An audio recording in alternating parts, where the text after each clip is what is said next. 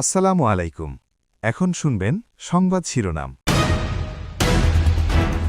কোন সরকারের পক্ষে 6 মাসের মধ্যে শতভাগ সফলতা দুরূহ বলছেন ক্ষমতাসীনরা। গুম খুন বন্ধ হলেও কাটেনি রাজনৈতিক সংকট, অভিমত বিশ্লেষকদের।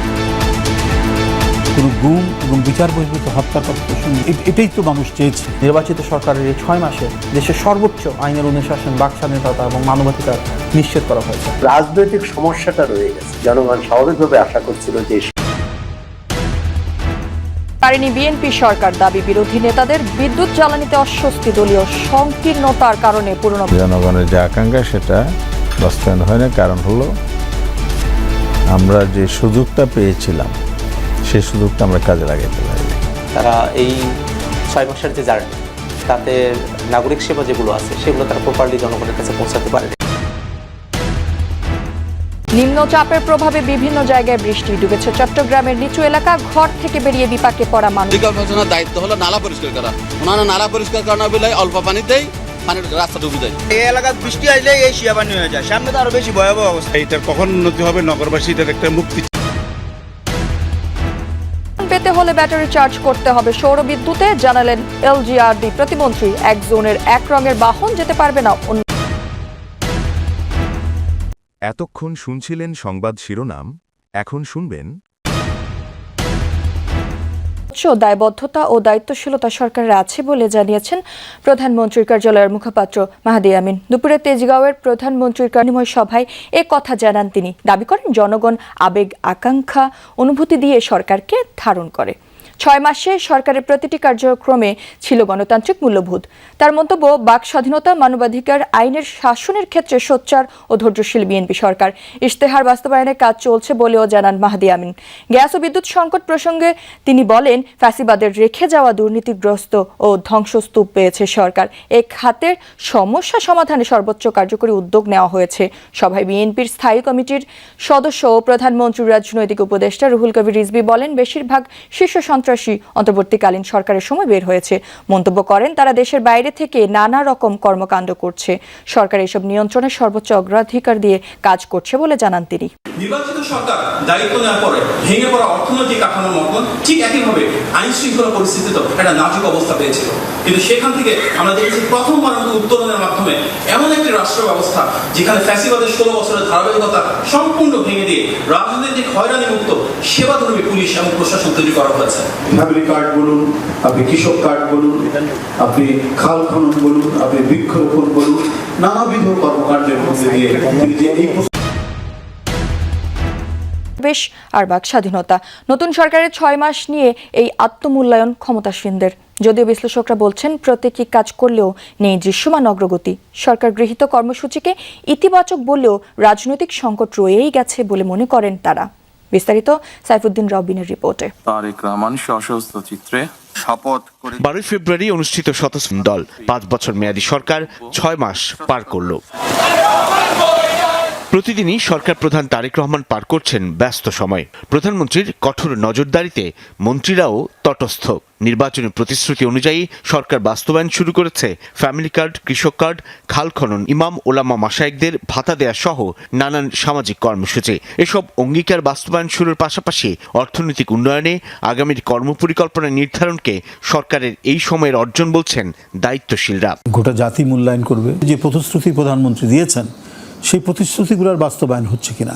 প্রধানমন্ত্রী ব্যক্তিগতভাবে তার সাদাসিধে জীবনযাপন, এত পিপল ওরিয়েন্টেড, এগুলো সব কিছুই বিবেচিত হবে। ধারাবাহিকভাবে কোনোটাতে প্রি ট্রায়াল, কোনোটাতে ট্রায়াল, ফেজ 1, এভাবে কিন্তু প্রত্যেকটা কর্মসূচিকে বাস্তবতায় পরিণত করা হয়েছে, যেগুলো একটা সময় অনেকে মনে করছিলেন নিছক পরিকল্পনা। শিক্ষা এবং স্বাস্থ্যে যে গুণগত সংস্কার প্রয়োজন, মৌলিক কাঠামোগত পরিবর্তনগুলো রয়েছে, সেগুলো করা হচ্ছে। দেশের কিভাবে আরও বেশি আমরা বিনিয়োগ আনতে পারবো, কিভাবে আমাদের প্রবৃদ্ধি বাড়বে, কিভাবে কর্মসংস্থান তৈরি করবে, নারী এবং তারুণ্যের আকাঙ্ক্ষাকে কিভাবে ধারণ করবে, সেগুলো নিয়ে কাজ চলমান রয়েছে। দীর্ঘ ফ্যাসিবাদ এবং অভ্যুত্থান শেষে নতুন রাজনৈতিক সরকারকে নানা চ্যালেঞ্জের মুখে দেশের দায়িত্ব নিতে হয়েছে, এমনটাই বলছেন সরকারের নীতি নির্ধারকরা। স্বল্প সময় চ্যালেঞ্জ ছিল, বা সেই চ্যালেঞ্জের প্রত্যেকটা নীতিগত সঠিক অবস্থানের মাধ্যমে, জনগণের পাশে থাকার মাধ্যমে অ্যাড্রেস করা হয়েছে। নির্বাচিত সরকারের এই 6 মাসে দেশের সর্বোচ্চ আইনের অনুশাসন, বাক স্বাধীনতা এবং মানবাধিকার নিশ্চিত করা হয়েছে। সুশাসনের ভিত্তি হওয়া উচিত জবাবদিহিতা এবং স্বচ্ছতা। আমরা দেখছি যে কোনো মানুষ সরকারের সর্বোচ্চ ক্ষমতাধর মানুষটাকেও অবলীলায় প্রশ্ন করতে পারছে। তীব্রভাবে কথা বলছেন, সমালোচনা করছেন, টকশো করছেন, মঞ্চে বক্তৃতা করছেন, কাউকে তো হেনস্থা করা হয়নি, কারো বিরুদ্ধে তো কোনো ব্যবস্থা গ্রহণ করা হয়নি, কোনো গুম এবং বিচার বহির্ভূত হত্যার কথা তো শুনিনি। তো সুতরাং এটাই তো মানুষ চেয়েছে। 6 মাস সরকারি মূল্যায়নের জন্য পর্যাপ্ত মনে না করলেও জনবান্ধব কর্মসূচিকে ইতিবাচক বলছেন বিশ্লেষকরা। তবে সংস্কার নিয়ে রাজনৈতিক সংকট বেড়েছে বলে মনে করছেন তারা। খুব খারাপ করেছে এটা বলা যাবে না, আবার খুব ভালো করেছে এটাও বলা যাবে না, কিন্তু রাজনৈতিক সমস্যাটা রয়ে গেছে। জনগণ স্বাভাবিকভাবে আশা করছিল যে এই সমস্যার সমাধান 6 মাসের মধ্যে হবে। সরকারি দল ও বিরোধী দলের অবস্থানটা এত দূরবর্তী যে এই সমস্যার সমাধানটা হয়নি, এবং আগামী কিভাবে হবে সেই প্রশ্নটা রয়ে গেছে।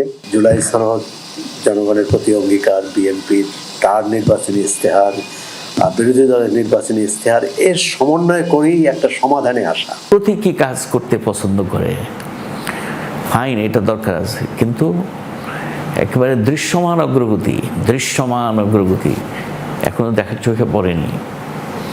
অর্থনীতির ক্ষেত্রে বলেন, রাজনীতির ক্ষেত্রেও বলেন, সামাজিক নীতির ক্ষেত্রেও বলেন, আমি তো কিছু দেখি না। তবে একটা আপাত স্থিতিশীলতা আছে। বিশ্লেষকরা বলছেন, শুধু সংখ্যাগরিষ্ঠতার জেরে কোনো সিদ্ধান্ত যেন না নেয় বিএনপি সরকার। যে কোনো সিদ্ধান্তের যৌক্তিক ব্যাখ্যা তুলে ধরার আহ্বান তাদের। মহান এই জাতীয় সংসদের দক্ষিণ প্লাজাতেই শপথ নিয়েছিলেন নতুন নির্বাচিত সরকার প্রধান এবং তার মন্ত্রিসভা। দেশে দীর্ঘদিন বাদে একটি গ্রহণযোগ্য নির্বাচনের মধ্যে চরম দুর্ভোগে পড়েছেন নগরবাসী। মধ্যরাত থেকে শুরু হয় ভারী বর্ষণ। সকাল 9টার পর বৃষ্টি কিছুটা কমলেও নগরীর আগ্রাবাদ, মুরাদপুর, শোলশহর, বাকুলিয়া সহ বেশ কিছু নিচু এলাকা তলিয়ে যায় পানিতে। সকালে অফিসগামী মানুষ ও শিক্ষার্থীরা বের হয়ে দুর্ভোগে পড়েন। কোথাও কোথাও সড়কে হাঁটু থেকে কোমর সমান পানি উঠে যাওয়ায় যানবাহন চলাচল ব্যাহত হয়।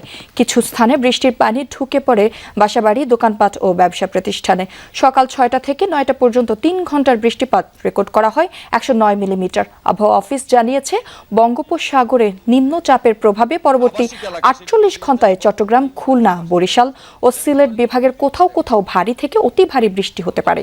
ভারী বর্ষণের কারণে পাহাড় ধসেরও আশঙ্কা করা হচ্ছে। চলাফেরা বেশ দুর্ভোগ হইতেছে।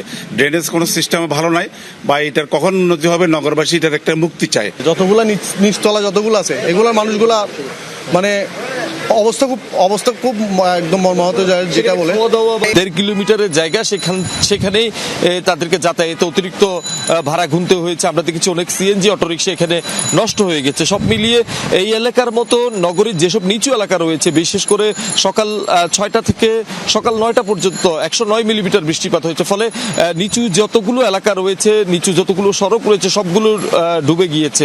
অর্থাৎ আমরা দেখেছি ওইসব এলাকার যেসব বাসা বাড়ি রয়েছে নিচতলায়, সবগুলো থেকে তো আসলে পানি ঢুকে পড়ায় সেখানে যারা শিশু এবং নারীরা রয়েছে তারা বেশ ভোগান্তিতে পড়েছেন। অনেকের বাসায় রান্না বান্না কিংবা তাদের যে আসবাবপত্র সেগুলো আসলে